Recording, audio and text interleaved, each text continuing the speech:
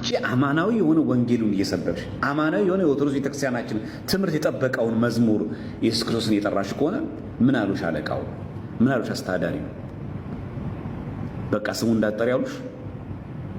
ቤተክርስቲያን መዋቅር የላት? ህዝቡ እንደዛ አለሽ፣ ሁሉ ህዝቡ ገፋሽ፣ ድንጋይ ወረወረብሽ፣ ሁሉ ድንጋይ ወረወረብሽ። ታዲያ ሰማዕት አትሆኝም ለጌታ? ለምን ክርት ወጥሻለሽ ታዲያ? ሰማዕት መሆን እኮ ነው። እውነት አንቺ ለእውነት ወንጌል ቆመሽ ድንጋይ ከተወረወረብሽ ከተገፋሽ ሰማዕት አትሆኝም? ምስክሩ አትሆኝም? ለሱ እኮ ይገባዋል እኮ ለጌታ። ነገስ ፕሮቴስታንቶች ሲገፉሽ እኛ ጋር ልትመጪ? ምክንያቱም ያንቺ እምነት ያለው በመገፋት ባለ መገፋት ነው። ከዚህ ስትገፊ ስሙን ለመጥራት ወደዛ የምትሄጂ ከሆነ ከዛም ሲገፉሽ ለምን ስሙን እንዳትጠሪ ካልሽ ወደዚህ ልትመጪ ነው? ሁሌ ስለ መግፋት ሁሌ ስለ መደፋት የምታወሩት በቃ።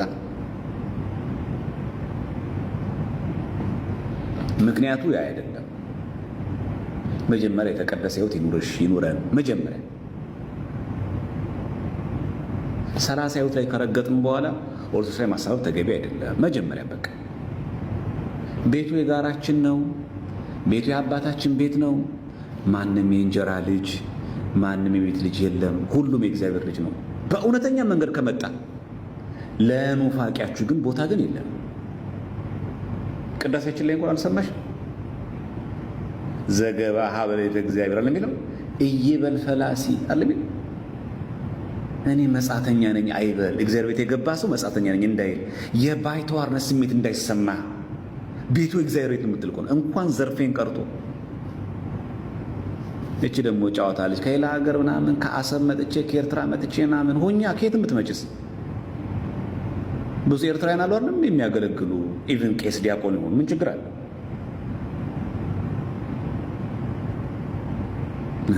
እዚህ እኮ እኛ ቅድስት ሥላሴ መንፈሳዊ ኮሌጅ እኮ የሚያስተምሩ እኮ ከህንድ የመጡ እኮ አባት አሉ። እንኳን ትላንትና የተገነጠለችው ኤርትራ ቀርቶ ምን ችግር አለው? ከአሰብም ነኝ፣ ከምጽዋም ነኝ፣ ከአስመራም ነኝ፣ ከየትም ነኝ። ምን የሚከለክል ነገር አለ? ያ ወይስ እነዛም ኤርትራውያንም ጭምር ተሐድሶች እንዲሆኑ እየሳብሽ ነው? ነቆራ መሆኑ ነው በዚህ ቤት